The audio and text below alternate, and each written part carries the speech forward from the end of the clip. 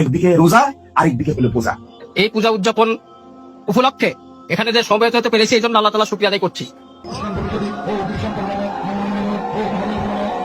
এইটা মৌলানা নামের কলঙ্ক। বাবা, দুর্গা পূজা হিন্দুর উৎসব।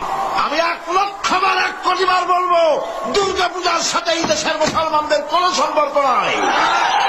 এটা মুসলমানদের অনুষ্ঠান নয়।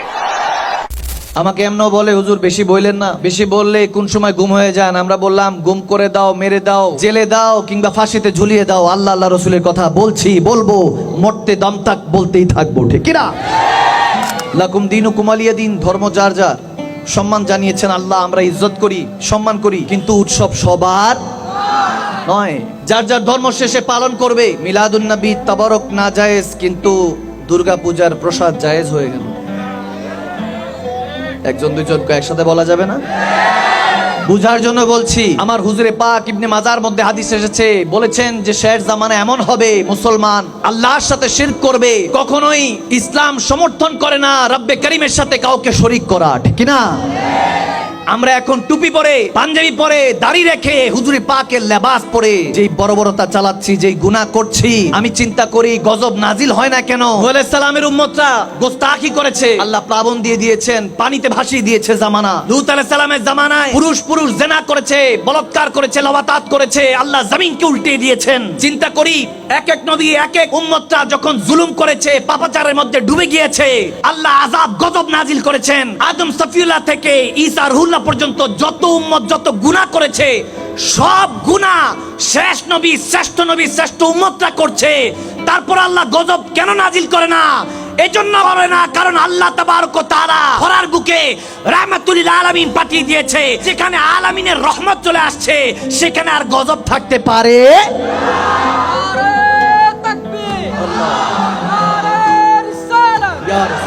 দুঃখের বিষয়। নবীর উম্মত আমরা, জেনার উম্মত হওয়ার জন্য ঈসা রুহুল্লাহ এখনো অপেক্ষামান। এই যে ছোট ছোট বাচ্চারা রেডিমেড উম্মত, যে উম্মত হওয়ার জন্য শ্রেষ্ঠ একজন রসুল বসে আছে। আমি শুনতে পেলাম এরকম লা ইলাহা ইল্লাল্লাহ জিতবে দাঁড়িপাল্লা। নাউজুবিল্লাহ, নাউজুবিল্লাহ। বাইত গিয়ে কইেন, আরো জোরে পড়েন।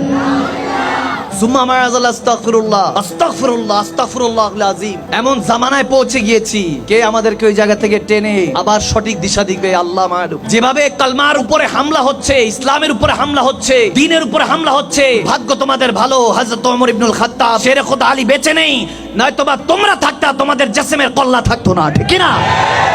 আমরাই তো সে মুসলমান যারা বদরের প্রান্তরে 313 জন যখন নেমেছিলাম, কাফের 1000 ছিল, 4-5টা তলোয়ার, 7-8টা ঘোড়া, একটা খেজুর খেয়ে আমরা নেমেছিলাম।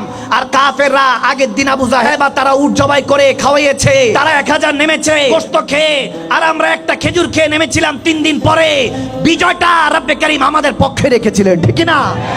যারা বলেছে এরা কি পারবে, তারা মিশে গিয়েছে, আর আমরা সেই 3-4টা তলোয়ার দিয়ে একটা খেজুর খেয়ে ইতিহাসকে রচনা করেছি, ঠিক না? তো সেই মুসলমান এখন নাই, নাই, নাই। আল্লাহকে দেখে বলেন আছেন কি নাই? আপনারা বলে আছে।